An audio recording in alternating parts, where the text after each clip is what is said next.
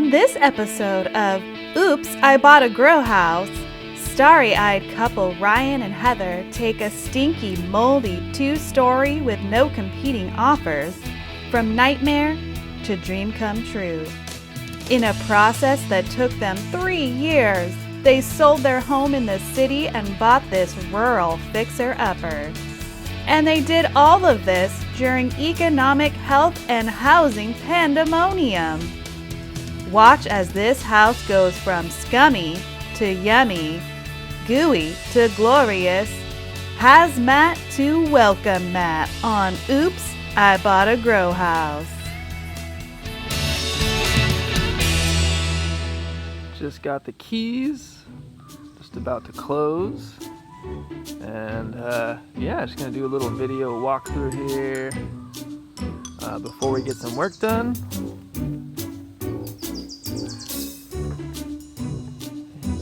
Entryway and the stairs here. We'll go around here's the dining room.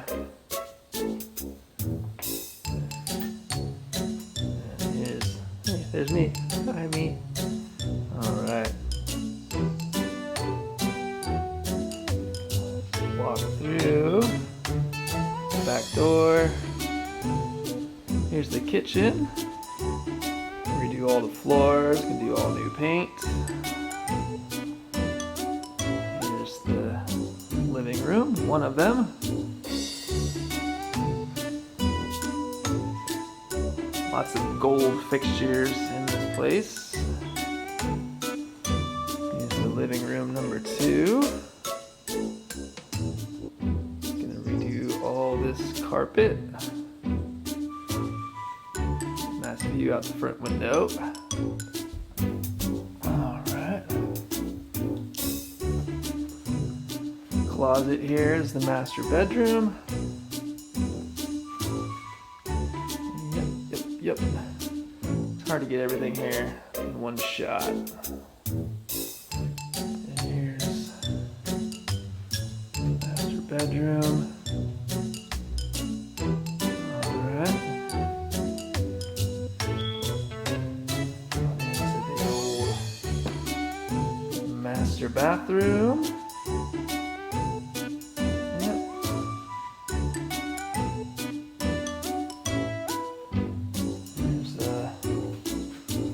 Upstairs bathroom. They redid the floors and they didn't do a great job, so gonna have the floor redone. Here is bedroom number 1, which we are going to be deeming the baby's room. Let's move on to the office.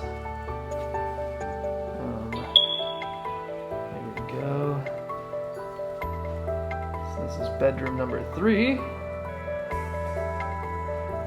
Replacing these old light fixtures. And gonna get new hardware for the closets and new paint everywhere. And let's end it here on this view of the front yard. While Ryan and Heather were in the process of selling their home in the city, they had big plans for their new home. They worked out a rent-back agreement with their buyers and got to work hiring contractors to redo the floors and paint the interior. But things didn't go exactly as planned. Hey y'all. So this is our new house. We just rolled up. Come check out the crib. Let's go inside. There are no floors and no carpet yet. There is no toilet right now. Let's go into the kitchen here. Oh, would you look at that? It's beautiful. We just had our ceiling fixed because it had moldy drywall. And there's our water heater, not connected because we have to get a new one because this one doesn't work. Would you look at that?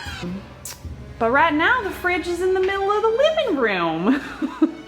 There's our stove, and there's our toilet, and this is our living room. And boom, there's some black mold, baby, that we gotta clean up. Some more mold.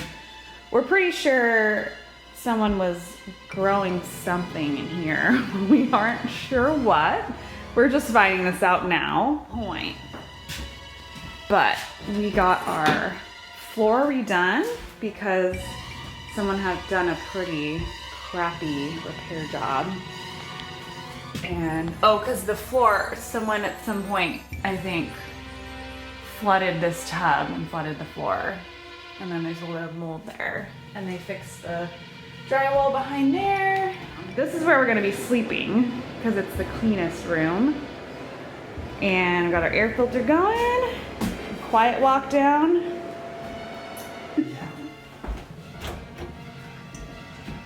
Thank you. So yeah, it's on quarantine because this was underneath the carpet. With some more black mold. They're definitely growing something up in here. And feast your eyes on this master bathroom. Can you turn on the light? We're hoping to put some new faucets on. That hasn't been done yet. Oh! Yeah, so we think this toilet was leaking. So we got some more mold to clean up. And there's a toilet in the shower. Wasn't that cute? Once the old smelly carpet and trim was removed, Ryan and Heather were in for a nasty surprise. They had noticed some large black boxes in the listing photos, but didn't think much of them until they saw the box-shaped mold patches on the subfloor. After scrubbing, scraping, and sanding, these two decided the best plan of action was to just replace the damaged floor.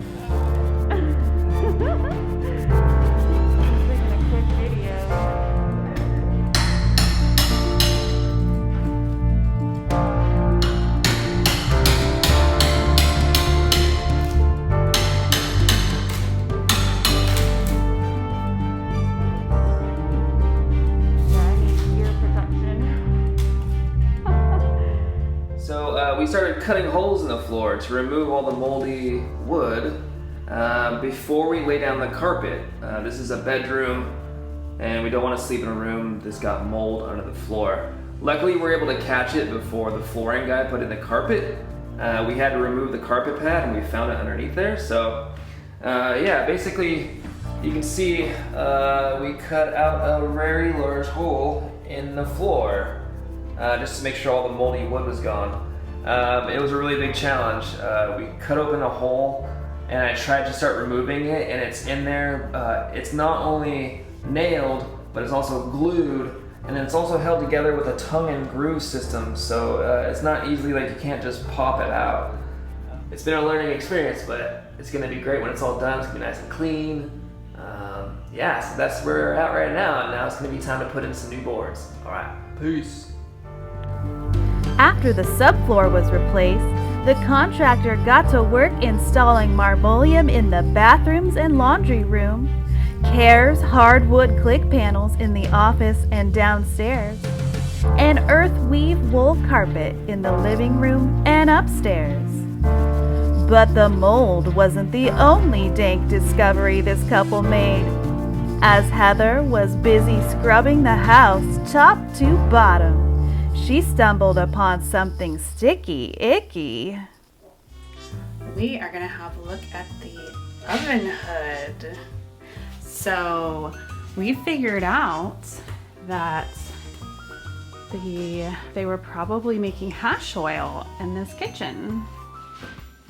So I started cleaning the oven hood and I found all sorts of gooey slime, gooey resin all in the hood, and all up there had resin. I cleaned it out, scraped this off. I thought it was bacon grease, but I realized I think it's resin for making hash oil.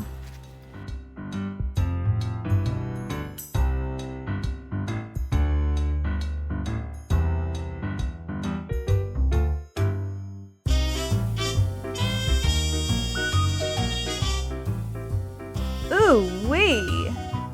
After the floors were done and the hash oil scraped, it was time for painting. The painter they hired was a no-show, so Ryan and Heather decided to try tackling the project themselves.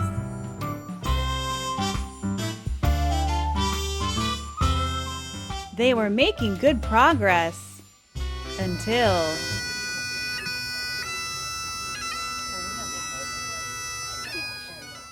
Early one morning, I noticed that I had a missed call from family.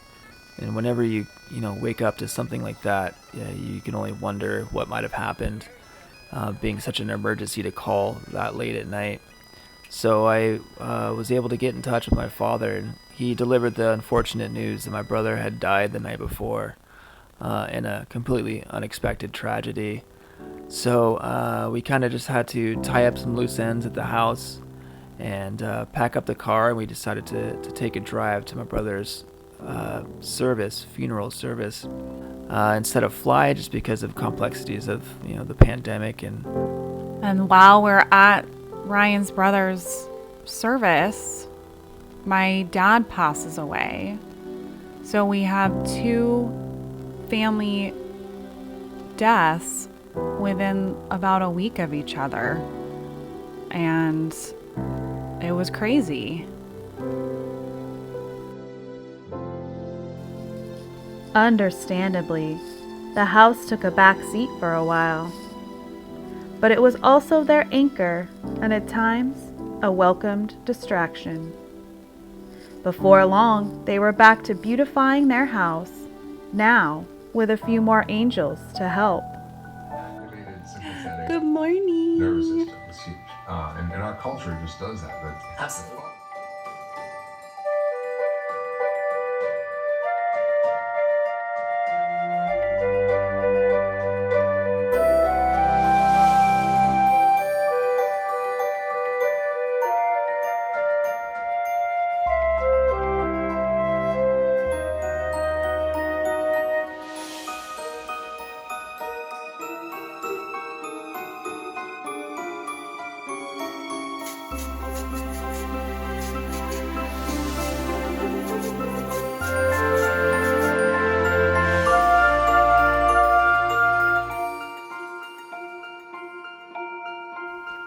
After painting proved too daunting for the couple, they decided to hire painters to get the job done. With Ryan and Heather's continued hard work and perseverance, this bud really began to bloom.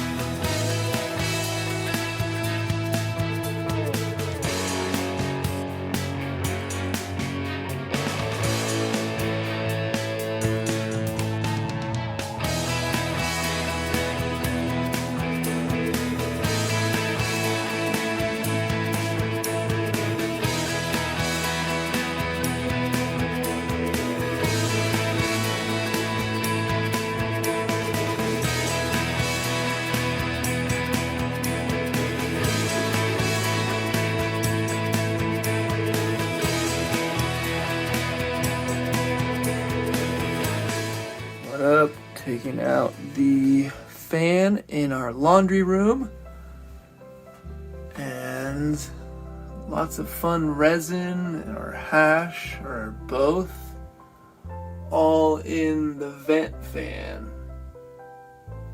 So that's gonna go, and we got a new one.